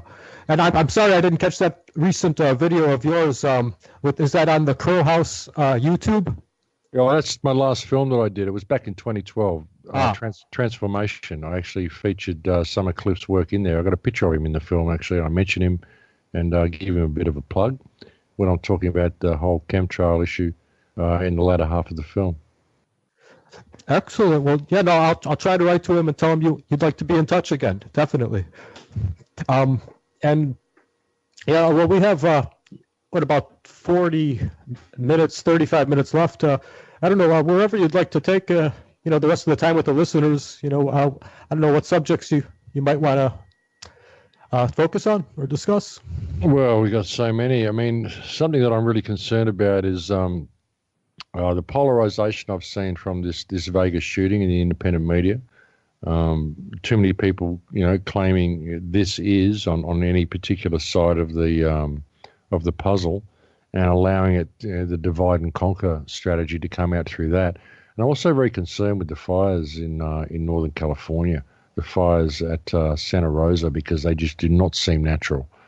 There's so much about this which seems wrong. The reports that I've been had coming in of blue sparks that started the fires coming from the sky. Multiple reports of blue sparks being seen in the sky, and the fires themselves burned so strangely. They obliterated these houses to absolute ash with virtually nothing left standing. But didn't, singe the trees around them. Well, singed them a little bit, but not hot enough. Like if the fires were so hot that they reduced the houses to absolute ash the way they have, and this white grey ash, they're all this sort of white grey ash, the same white grey ash. And it should have burned the houses. The cars are melted into the road, and the houses are reduced to virtually nothing, but the trees around and the grass around is not even singed. And it looks like a microwave weapon. It really does. It looks like an active denial weapon. And interestingly enough, a lot of the plastic wheelie bins aren't burnt. There's a plastic place set, which is standing in the middle of a yard. All the houses are burnt around it, and this plastic place set is still standing. So you've got to ask the question, why is this plastic still standing? Well, plastic is microwave safe. You can burn plastic in a fire, but you can't microwave plastic. It doesn't melt in a microwave fire. So what caused these fires in Santa Rosa? What really was this? Was this a beta test of an active denial system? Was this some type of 5G weapon system? Was it simply a mistake where there was a glitch and something went wrong? I mean, what happened? It just doesn't seem like a normal fire. Nothing about it seems like a normal fire. And I'm quite concerned about it. And I think more people should be looking at it and asking the questions, because there are a lot of questions surrounding this issue. And I think it's a concern. I think it's a concern for everybody. So, and this is something that I've been talking about with what this 5G technology is capable of. And, how do you get a fire that races through an area but doesn't burn trees and does that amount of damage to the houses? It isn't, you can see bushfires where the houses are burnt and the trees are only singed, and the houses are burnt to the ground. They're all burnt because houses will burn more than green trees will, but they won't burn to the extent of the damage that we've seen in Santa Rosa. House upon house upon house. Whole blocks just completely turn to this grey ash with the trees in between the houses still with green leaves on them, some of them with kindling and small branches still there that should have burnt in any fire that was going to reduce houses to that degree of ash. So it's a concern. It's a concern. And I think that most of this stuff is being contrived. I really do. I think that it was very likely a weapons test, and it's probably part of the Agenda 21 agenda as well, where they'll probably be saying, well, it's not safe to live in these areas now. You've got to go back to town because, you can't be here. We've got to rezone all of this. So I think, again, it's all part of the same agenda, and I think we're going to see more of it. I really do. I think this year, it's just gone crazy. The last 12 months has gone crazy, and I think it's going to be more and more crazy. I think it's just going to snowball from this point. So, yeah, it's time for people to pay attention, and it's time for people to get a little bit of unity and focus and stop squabbling over the details of these things. Just step back and look at it all on a global stage. Put it all in perspective and stop locking yourself into, the need for any one particular outcome to be true. Too many people have an emotional interest in one side of any of these affairs being true. All the people that are calling out a hoax on the Vegas shooting and saying there were no victims, I haven't seen any bodies, I haven't seen any blood, all this stuff. And they're totally, totally adamant about it, to the point that if anybody claims there was a victim, like I said, I can't guarantee you that there were victims at the Las Vegas shooting. All I can say is that the man whose house I'm staying at here, his best friend was at the gig. He was actually there. And this is a man I know. And the other man here, his brother was there and his girlfriend got shot. His brother's girlfriend got shot. This is all I can say, is that people that I know and trust say, well, we saw victims. We saw victims, we saw blood. Well, my brother saw victims and saw blood. I could go and meet these people, and I've even asked, can you bring me some photographs of the bullet hole in your girlfriend's leg so that I can show these people and prove something to them. But even with that, I don't know. But you can't argue about it. But even if I say that to people, even if I say, well, look, I know someone that knows, saw a victim there, well, I get accused of being whatever, and now I'm distrusted. So it becomes this polarized thing, and that's what it's for. That's why they stage them this way. And you've got to not have an emotional interest in any particular side being right or wrong. I don't know whether there were victims or not. I'm told by people I trust that there were, but I'm still open to the fact that there wasn't. I don't have a vested interest in either side being correct because it's a detail. I don't really care whether there are victims or not. Sure, if there were, I care about people that get hurt, don't get me wrong. But in the bigger picture, it's not about that. I don't care how they staged it or what they did. What I care about is what it's going to be used for and where it's leading towards. And that's what people need to look at. That's what they need to focus on. So why do we see more of that? Why do we see so much arguing over details and not more focus on what the outcome is going to be and where we're being led? And why they stage them this way, which is simply to keep us fighting and to keep the independent media polarized. It's got to the point now, like I said, people who think it's a hoax are actually saying that anybody who isn't saying it's a hoax is working for the government. They must be, they must be hiding this. They must be a gatekeeper. That's how polarized it's gone. And that's how how much people are locked into belief systems. They're not looking at the bigger picture. They're just getting in their little camp and arguing with the people in the other camp, who are people who are essentially on the same side that they are, who are still trying to deal with this criminal catastrophe, who staged the event. So why not direct the attention there where it's needed?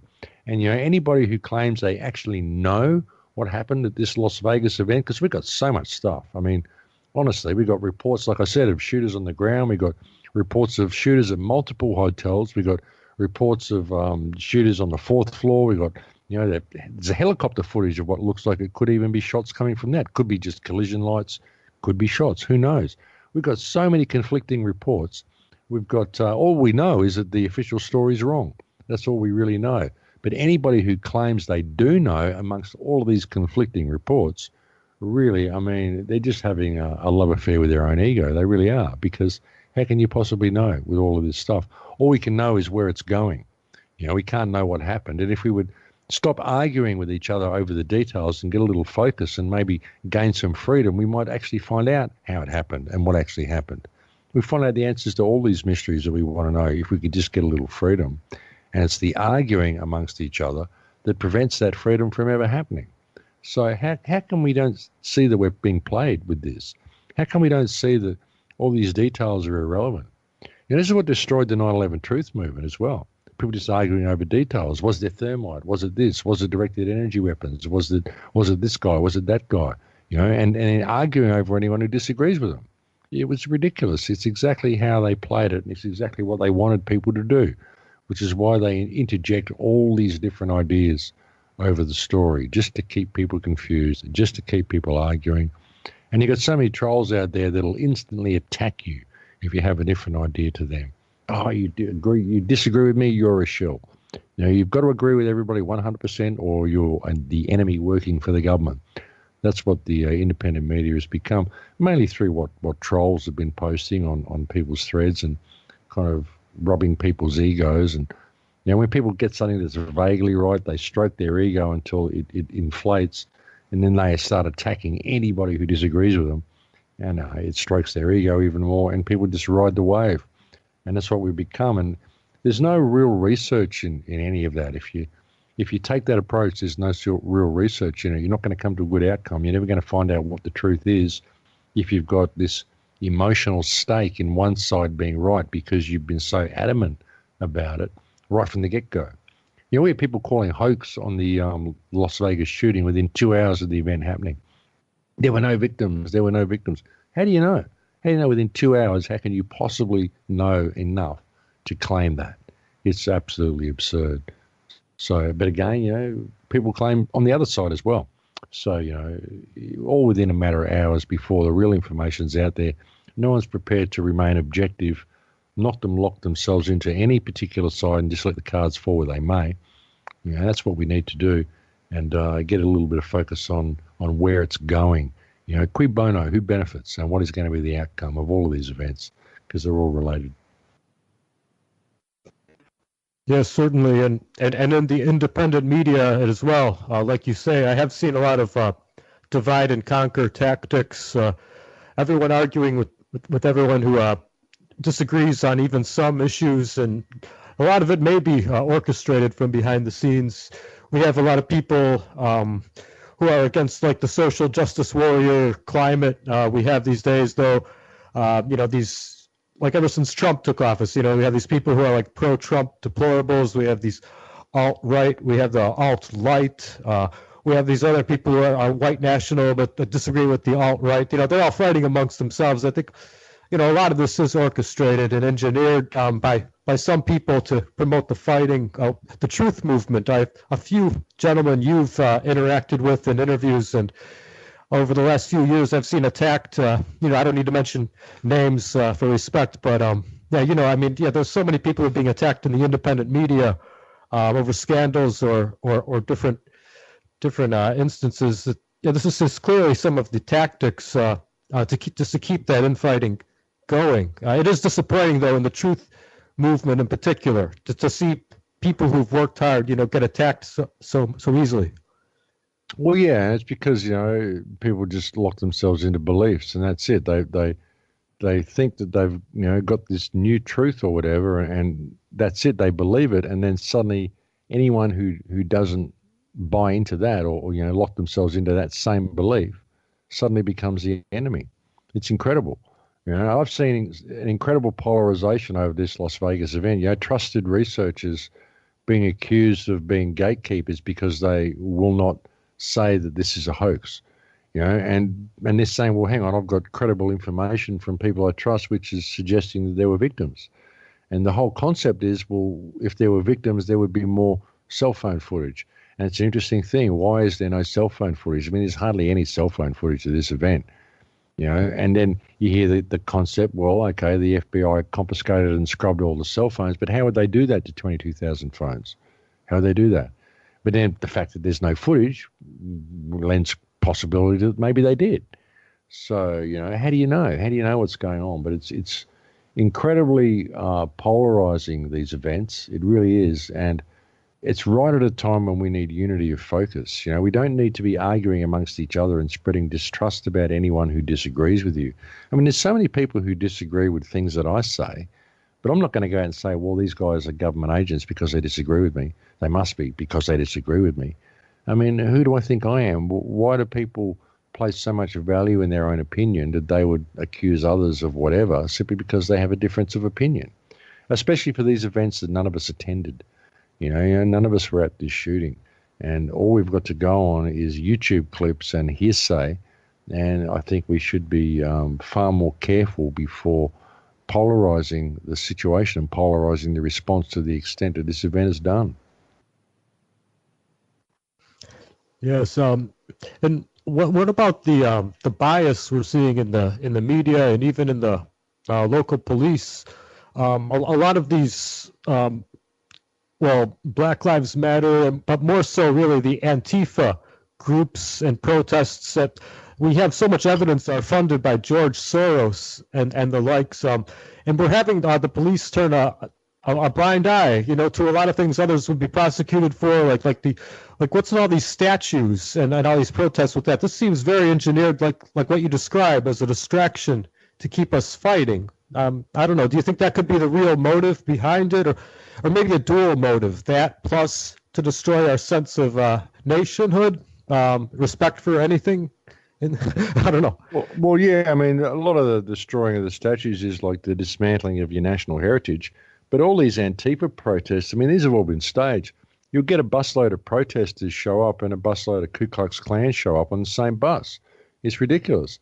And again, it's if people were to go and have a conversation like I had before and said, well, look, there's an attack against white people happening at the moment through the Kalugi plan and blah, blah, blah. We need to all come together because all races need to preserve their culture.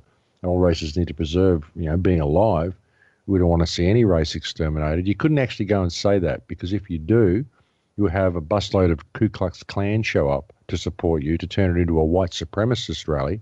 And off the same bus, you'll get Antifa people come and protest against the Ku Klux Klan guys. And they'll both get the same paycheck at the end of the week. Yeah, they both get their same paycheck from the same group, which is Soros or Clinton or whatever, and they all get off the same bus to come and disrupt your protest because you're trying to say, hey, listen, we all need to come together, and yeah, hey, we're in trouble. White people do need to come together and realize that you're being victimized here, and it isn't you that's done it; it's the white governments that have done it. It's what it's been perceived to be white culture has done it, but it isn't really white culture, because white culture has been infiltrated and controlled anyway, like all culture. I mean, what is culture? Culture isn't your friend. Now, culture is this other thing we made up. But anyway, that's getting into another rave. But so you can't have any of this sort of stuff. You can't have any of these discussions because they all get infiltrated by these polarized protest situations. And the Trump election, I mean, what a perfect time to elect Trump, because it polarized everybody. And all we've seen is a further polarization. And even with this Las Vegas shooting, further polarizes everybody. Polarization, that's what it's all about at the moment, divide and conquer, and it's working a treat. It absolutely is, and it's coming at us from so many directions.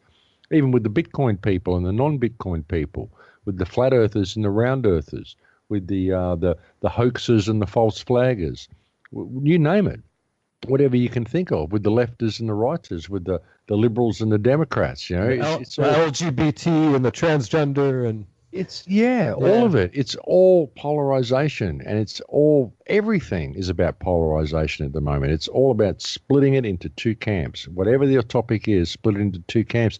Even in the independent media, you've got elements within the independent media actually self-labeling themselves as alt-left or alt-right. But there is no left and right. There is no left and right in the real world, in the mainstream. Why is there suddenly a left and right in the independent media? How did this happen? How do people even begin to think this way? There is no left and right. It's all one thing. It's like this whole concept of there being countries and there being left and right in political parties. The whole concept of there's a difference between the Democrats and the Republicans. There isn't. It's a joke. It's all both sides of the one coin. Why do we just go into this polarization programming all the time? It's incredible that we do it, but I can see it's so active in the world today. It's absolutely frightening how active it is and how willing people are to buy into it. It's incredible. It really is. I suppose, well, the only difference that might really be there that some people worry or have concern about on the so-called left, we do have communist ideals, and a lot of the people who support these, right subcategories, in some sense, support anti-communist in whatever form, be it nationalist or or libertarian. But I guess, yeah, being for or against communism might be the only thing that may really be dividing them. I mean, is that at least a valid argument? Separate enough political systems, that people are trying to move the future toward, or move toward the future with, rather. Yeah, I mean, I don't even think we need political systems. I think we need anarchy, but obviously we've got a way to go before we get that, self-governance. But I mean, even you say that, people call you a liberal or whatever. You don't even know what a liberal is these days. I mean, what does that even mean? I just don't do isms. I don't do any isms except maybe freeism or, truism or, respectism. That would work for me. But I just don't do isms. I don't believe in any political parties at all. I don't think we need them. But you say think they just get in the way. But you say people aren't ready for anarchy, though. So I mean, what something that everyone could be evolved enough for now? What do you think we might have to do? I mean, have multiple political parties at once on the earth at the very least, right? We don't want to have. Yeah, we need that. We don't want this two-party system, but I mean, we need education. It'd take at least 2 or 3 generations of educating people to get back to a point where they are capable of self-governance. But until then, we need respect. We need, no tolerance of wrong behavior. That would help, because we only have this situation because we tolerate what our politicians do and we don't respect each other enough to stand up against them. And we're so polarized and divided in everything we do, again, which is why they make all these events staged the way they are, to keep us polarized. So we'll keep arguing about the details rather than looking at who carried out the events. If we could agree to disagree and just respect each other and not comply with this system, simply down tools. Imagine a global strike. Say, hey, we're not going to do this anymore. We've decided that we're just not going to do it. We're going to call you out. You're all criminals. Exhibit A, the earth. Look what you've done to the place. Every problem we've got on this earth comes because politicians write legislations on pieces of paper which allow it to happen. Whether it's environmental pollution, whether it's a war that's been started, whether it's whatever, whether it's this bunker that he's talking about under Gettysburg. And this all happens because politicians write legislation which allows people to do things and they get away with shit. That's why it all happens, because our politicians are criminals. It's the world's badly managed because we don't pay attention. And we just shoot down tools and say, hey, we're not doing this anymore. And if you say we have to, well, why? Who are you? Who are you? Who are you people? You're just people we put in place and manage our infrastructure for us, and you're doing a god-awful job. And we're calling it out. Guess what? Your days are over. It's really that simple. If the whole world decided to do it, but we don't have any respect for each other. You say that to people and people, oh, no, you'll never get anyone to do that. What they're saying is you'll never get me to do that. No, I won't do it. I won't support you because I've got better ideas. I just want to see you crash and burn because it makes me feel better when you crash and burn. That's what happens. People like to see other people fail in these whole ideas of pushing something forward. They like to see them fail because they can sit back and say, oh, I told you so. Gives them a little bit of energy so they can feel a little bit better about themselves in their own miserable lives. Because this world has done that. It's locked everybody into these miserable lives where the best joy we get is seeing someone else fail. And people actually get off on it, seeing someone else fail. It's the only pleasure they get in life. It makes them feel more important about themselves. They don't realize that, we're all in this together. And if we were to just get a little focus and call this out, we could heal the world in a single day if we really wanted to. But people just can't be bothered doing it. They want someone else to come along and save them. Even with all this truth movement, everything I've tried to do, people, want me to get into the ring and go boxing for them while they hold my coat or something. It's ridiculous. It doesn't work that way. People have to get involved themselves on the ground and realize that we have the power to change things if we just respect ourselves enough to respect other people. Why can't we do that? Why can't we allow other people to think differently and realize that all of these problems exist because of what our so-called leaders have done? The position they have put us in and our belief in all this rubbish that they write on paper, and that we have to walk between the lines that they give us. And we don't even ever ask why. You don't even agree to conditionally. We just give tacit agreement to everything they want us to do. They put a little barbed wire fence that make us walk zigzag along this barbed wire trail, and we just do it. Why don't we just say, well, look, okay, I'll walk along your barbed wire trail if you can agree that if I get cut by the barbed wire, you'll repair the situation, and you'll maybe explain to me why I'm required to walk down this barbed wire trail. We never do that. We just walk down the trail because someone wrote down on paper that we have to do it. Why do we do that? Why do we just agree to all this stuff without even asking why and agreeing conditionally instead of just unconditional tacit agreement? Why do we do that with everything these politicians say? Who vets the legislation they put out? What, the other politicians? They just put all this stuff out and say, oh, you've got to do this now. We go, oh, do we? Oh, gee, okay. And we do it. Why? Why? Oh, we do it because if we don't, we'll get beaten up and put in a cage by this thug in black Kevlar. But that's because we never asked the question to begin with. Why? We never asked, well, hang on, if I'm going to accept this arrangement you've just put on me, you have to explain a few things to me. We never do that. We've forgotten that these people are our employees. So let's get a little bit of focus there. Let's remember who we are and realize that we can actually deal with our employees because they're out of control. But we just got to remember that they're our employees. We don't have to do what they say. They have to do what we say. But we're so divided in our community, and even within our families, within our siblings, within our relationships at work, and even within our relationships with our partners, with our friends, with everything. It's all about left and right. Pick a team and fight with the guys on the other side. Doesn't matter which one it is. Democrat, Republican, football teams, whatever. It's all tribal, left and right rubbish just to keep us divided. It's ridiculous. We've got to put all this down and learn to respect each other. And like I said, if we did that, we could heal the world in a day. It's incredibly frustrating for me, Richard. It really is. I can see how easy it would be to heal this situation. And I can see how polarized everything is becoming and how it's becoming more polarized and why all these false flag events are staged the way they are just to keep it all polarized. And it's just frustrating that others can't see it. Yes, certainly. Well, we all definitely, each of us need to start employing more local resistance in the ways you describe. And as far as humanity as a whole, I suppose like you're indicating a good first step would be to just put a zero tolerance policy out for all war crimes. I mean, the U.S., Israel, and the United States are the biggest hypocrites. And when it comes to the UN, the U.S. has such a high vote. Being able to veto anything, just completely not abiding by the rules against war crimes that we all need to agree to if we want to ever evolve. That would be a good, I guess, first step as far as us as a whole. The people just has to, at a local level, say no more, right? Well, yeah, and not even. Not tolerating the actions of what our government is doing, but wrong behavior in every aspect of our lives, in everything that we do. Wrong behavior exists in every single aspect of our lives, in the fact of people being, expelled from their houses because they haven't paid their rent. This is putting, economics over people. Everything in this society is wrong behavior. The fact that you've got to pay to park out the front of your house, this is wrong behavior that a politician put that in place. Why are we allowing that to happen?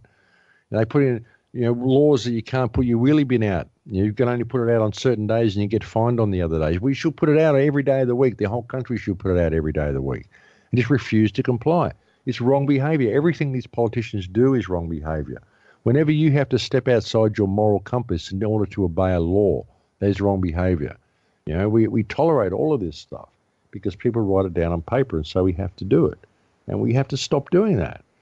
Stop allowing, what they're doing with the education system. They've got it to a point now where we're scared of what our children may tell our children may tell on us to their teachers, and the state will come and take our kids away, and we just tolerate it. We tolerated this situation happening. That is wrong behavior. All of it is wrong behavior. All these little things that add up to this one big, huge, bad thing, and we tolerate it all.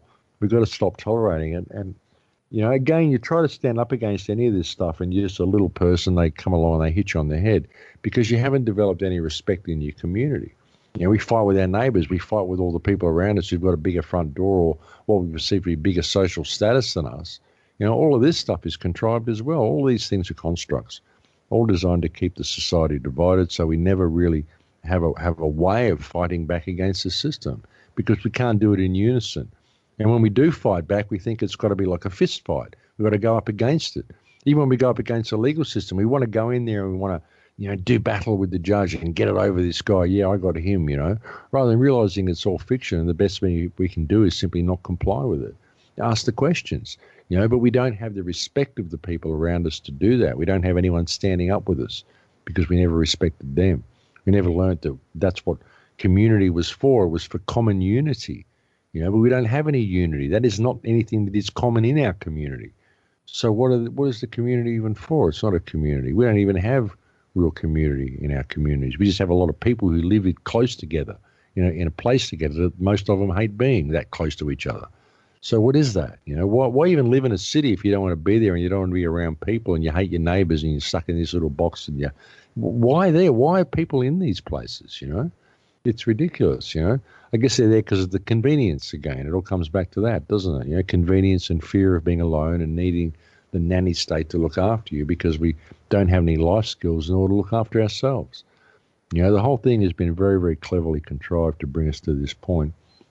But, if we could just develop a little bit of common respect, like I say, allow people to think differently. It doesn't matter what your beliefs are. It doesn't matter. We're all fighting a common foe here. We're under attack from our governments. World War III has already started. It's a war that the governments are waging against the people. And while we remain divided, we're just going to be led like lambs to the slaughter. We don't even have to do anything to fight back. All we have to do is respect each other and turn away from the system and do something else.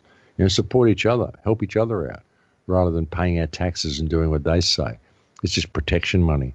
That's all we do when we pay taxes, give protection money to these people, Go have your war over there. I'll just give you my taxes. Leave me alone. Go and kill those people over here. Just leave me alone. It's protection money for racketeers. And that's what's going on here. Government is just racketeering and we're going along with it. So, what is the solution, really? I mean, the solution is for people to rediscover themselves and respect those around them and all stand up together and call this mess out for what it is. But no one's prepared to do it. They want everyone else to stand up first and then get behind him and rally and hope that he doesn't get hit on the head. And if he does, well, they'll all go back to work. It's ridiculous, The huge revolutions in history that have happened, they had this one leader and they were leading them all to safety. And when the leader died, the whole revolution failed. Why? Why did it fail? Why didn't people just keep going? Why do they need that one leader to do it? They can't do anything without this guy. Why not? Why can't they just push forward the way he was? Why do we always have to be led by somebody else? Why can't we lead ourselves? That's one of the biggest problems. So really just everyone getting more involved in getting all this information out there, even just participating in the media, independent media, like this sort of thing, getting involved. A lot of people recommend even in local politics. A lot of people think that that's cliched, but really, even starting your communities that are outside of their system. I don't know. Should you try to work with their system still and participate in local politics, do you think, or just try to build communities, establish local communities and, tribes outside of it, or a little of each? Well, a little of each. I mean, it depends on the system that you're involved in. I mean, you could get involved in politics in the United States because, it's not compulsory here. So it doesn't matter if you vote. The criminals will still vote, so they'll still get in. So like in Australia, it's compulsory to vote. So the best thing you could do there would be nobody vote. And then the system would know what to do. But in America, I mean, the best you can hope for if you even did get involved in politics was to go in there and try to undermine the system from within, But as soon as you're forced to join one of the parties, well, you're forced to toe the party line, and you're there anyway. And the problem is that if you're making a difference, they find a way of compromising you. So it ends up a mess anyway. So I mean, the best thing you could do would be to get in there to alert people to how corrupt it is, and then you don't last very long, like Cynthia McKinney, people like that. And she started alerting people to what was really going on. She was thrown out of politics pretty quickly. And that's just the way it goes. So you can't really hope to make a difference in there unless you're going in there to stir the pot and hopefully get some public attention to it. But, we can, I don't think even building alternate communities is a good idea, but as long as you stay in contact with this community, otherwise they'll just come and pick you off later. The best thing to do is to change the mindset of the community you live in already and lead by example in what you're doing within this community, and question authority, question any reason why you have to step outside your moral compass. That's something nobody does. Everybody just is prepared to do that to support the economic model, support to do it because the orders they're told tell them they have to. But we shouldn't do that. We need to do the right thing in all that we do. That would make a huge difference. If people simply did that, then the world would have to change around them. So that's why we don't have to create a new system. All we have to do is change what's in our hearts, restructure what's in our hearts, and refuse to tolerate wrong behavior. And that will ripple out around us. The system has to change around us if we're all doing the right thing in all that we do. If someone comes along and demands we do the wrong thing, well, don't. Just turn the other way and do something else. If that person's a police officer, well, you may get hurt. But if you've got a huge respectful community around you, you won't get hurt because you have the strength of numbers. So that's really where the focus should be. Grassroots on the ground, the people all around you. Build strong ties with the people around you so you can all stand together against what's coming, because it is coming. Unfortunately it is, and we've tried to stop it, but it's coming because people just aren't rallying to the cause. So it's going to get a little uglier. And it's just going to continue to get uglier until people do rally to the cause. And that's just an unfortunate reality. So do you think the warnings of books like Brave New World in 1984 should be heeded now more than ever? I don't know, the way you describe the potential future?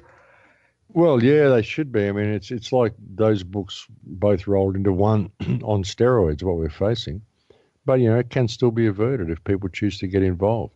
And that's why I do what I do. I mean, I do it because it needs to be done. That's why we do all this stuff, because it needs to be done. But people, they've got to do more than just listening to these radio shows. They've got to get involved on the ground themselves and start standing up against this system, start standing up against this smart grid. There's a group called the N.W.O movement as well, which is starting liability action against this smart grid, and they're having a good amount of success with it. So I urge people to get involved in that as well. There's a website called empowermovement.com. You can go check out what they're doing. I'm not involved with the movement, no, but they are, and they're doing some good stuff. So that will at least empower people into wanting to take a stand. I mean, that's the best thing people can do, just stand up for yourselves. It's as simple as that. Stand up for yourself. Ask questions. Why you have to walk between the lines, And the Full Circle Project, if you could describe that to the listeners for a moment. Well, the Full Circle Project is a way for people to unite in their own communities and to start taking public action on the ground, or any type of action on the ground, but to find support groups around you and identify issues in your own community and get involved in making a difference. Get out there on the ground. Get off the internet and actually start doing something in the real world.